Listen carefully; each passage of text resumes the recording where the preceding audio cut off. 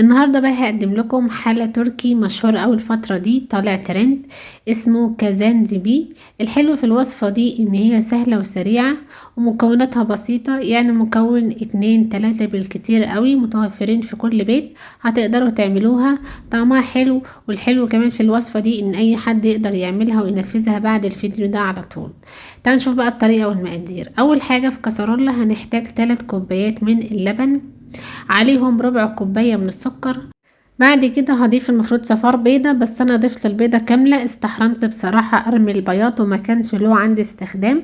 بعد كده هنضيف فانيليا سايلة او فانيليا بودرة المتاح عندك. عليهم هضيف 3 معالق كبار من الدقيق ومعلقتين من النشا.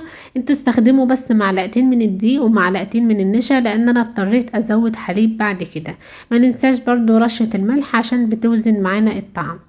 بعد كده هنقلب بقى بالويسك او بالمضرب الايد العادي المكونات دي لحد ما احس ان الدقيق والنشا اختلطوا كويس قوي مع باقي المكونات. هاخد الكسرولة بقى دي على النار، على نار هادية جدا، مع التقليب المستمر لحد ما تتكون لي كريمة تقيلة كده، ونتأكد ان النشا استوت. في حين ان النشا لسه ما استوتش، انا هنا بعمل لها تيست.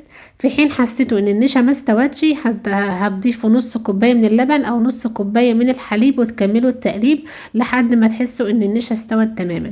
هنا ضفت بقى معلقه كبيره من الزبده او مكعب من الزبده بما يعادل معلقه.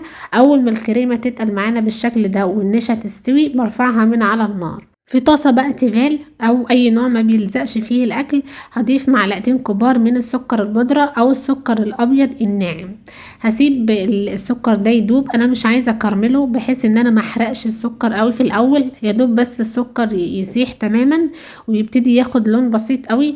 هنزل بعد كده بقى على السكر او الكراميل ده بخليط الكريمة اللي احنا جهزناه مع بعض زي ما انتوا شايفين.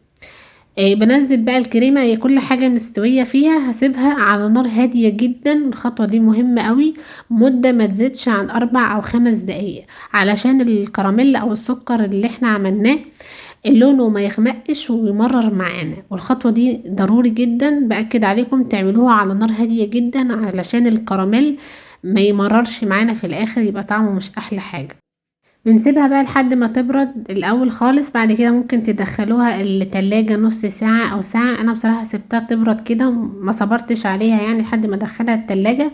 وبعد كده المفروض ان احنا بنلفها رول ونقدمها. هي مش شرط على فكرة تتلف رول معاكم، لكن لو في حين انتوا عايزينها تتلف معاكم رول، يبقى هتخففوا قوام الكريمة من الاول شوية. بنقدمها بقى كده برشة كده من المكسرات المتاحة عندكم، وتتقدم باردة طبعا. طعمها كريمي وحلو جدا، وزي ما قلت لكم هي الميزة الحلوة اللي فيها ان هي بتتعمل بسرعة، وكمان مكوناتها مش كتير.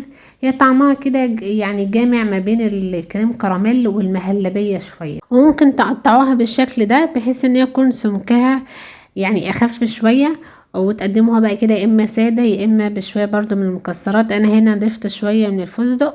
والحلو فيها زي ما قلت لكم ان هي بتتقدم بارده واي حد يقدر يعملها، يعني ما فيهاش اي حاجه. وممكن كمان تستغنوا عن مكون البيض لو انتم مش حابين تضيفوا البيض، انا حاسه ان الطعم مش هيفرق كتير. ما تنسوش بقى لو عجبتكم الوصفه تعملوا لايك للفيديو واشتراك في القناه.